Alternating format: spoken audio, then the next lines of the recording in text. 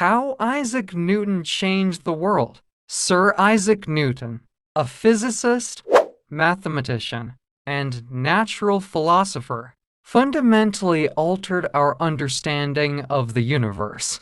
His work on gravity, motion, and light laid the groundwork for modern science and influenced the course of human history. Born in 1643 in Woolsthorpe, England, Newton had a difficult childhood. His father died before he was born, and his mother remarried, leaving him to be raised by his grandmother. He was initially a poor student, but his passion for mechanical devices and his intellectual curiosity began to emerge in his teenage years. Newton attended the King's School in Grantham from the age of 12. While he was not considered a top student, he was fascinated by mechanical devices and spent his time building models of clocks and windmills. This early interest in mechanics foreshadowed his later work in physics. In 1661, Newton enrolled at Trinity College, Cambridge. He worked as a servant to pay for his studies. During his time there, he became interested in the works of philosophers like René Descartes, which spurred his own intellectual development beyond the standard curriculum. The Great Plague of 1665 forced Cambridge University to close, and Newton returned to his family's farm. This period, from 1665 to 1667, was perhaps the most fruitful of his career. It was during this time that he formulated his theories on universal gravitation, optics, and calculus. When Cambridge reopened, Newton was elected a Fellow of Trinity College and later became the second Lucasian Professor of Mathematics in 1669, a prestigious position that was once held by his mentor, Isaac Barrow. He also designed and built the first practical reflecting telescope, which he presented to the Royal Society. Working in isolation, Newton developed his own version of calculus, which he called fluxions. This new mathematical method allowed him to calculate and analyze rates of change, a crucial tool for understanding the motion of objects. Newton's experiments with light were revolutionary. By using a prism, he demonstrated that white light is not a single entity but is composed of a spectrum of colors. He published his detailed work on this subject in his book, Optics, in 1704. Newton's work, particularly his theories on light, was not met with universal acclaim. He had a famous rivalry with Robert Hooke, who challenged his ideas, leading to a long and contentious debate. Newton was known for being intensely private and sensitive to criticism.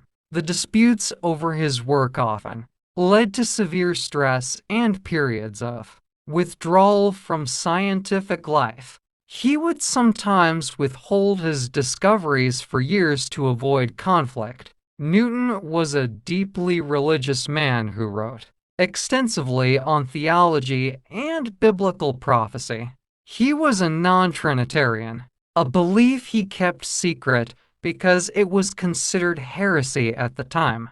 He believed his scientific work was a way to understand the divine order of the universe. For many years, Newton secretly dedicated a great deal of his time to the study of alchemy. He pursued the ancient art with the same rigor he applied to his scientific work, seeking to understand the fundamental nature of matter. His method of fluxions was a powerful tool he used to solve problems of motion and gravity. It was a groundbreaking invention that provided the Mathematical Language Needed for Modern Physics and Engineering, published in 1687. This book is widely considered one of the most important scientific works ever written. In it, Newton presented his three laws of motion and the law of universal gravitation,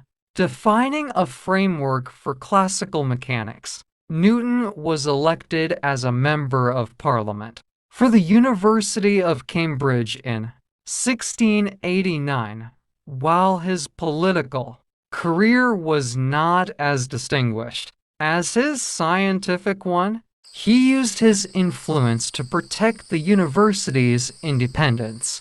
In the 1690s, Newton suffered from a period of severe depression and a nervous breakdown. Some historians believe this was due to the stress of his work, while others speculate it may have been the result of his alchemical experiments with mercury. In 1696, Newton was appointed warden of the Royal Mint, and later its master. He was exceptionally good at this job, using his meticulous nature and scientific mind to root out counterfeiters and reform England's currency. He was extremely successful and became quite wealthy from the position.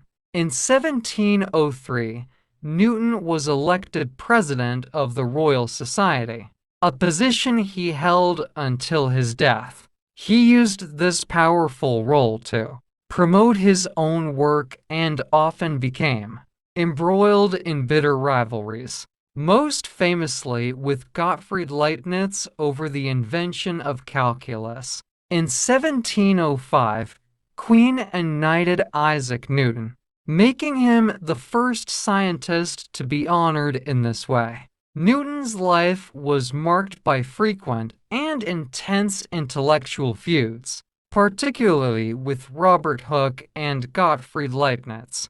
His desire to avoid public confrontation in his early career was eventually replaced by an aggressive defense of his own work and priority in discovery. Newton never married or had children. He was known for being a solitary and private individual, dedicated almost entirely to his work. The famous story of the apple falling on Newton's head is likely a legend. However, it's true that Newton contemplated the force of gravity after observing an apple fall from a tree, which led to his groundbreaking theory of universal gravitation. Isaac Newton died on March 31, 1727. At the age of 84, he was buried in Westminster Abbey, an honor usually reserved for royalty and distinguished nobles, a testament to his immense stature. Isaac Newton's life was a complex journey of genius, isolation, and profound discovery. His contributions to science, mathematics, and philosophy were foundational to the modern world, making him a true giant on whose shoulders many others have stood. Thank you for watching. Bye.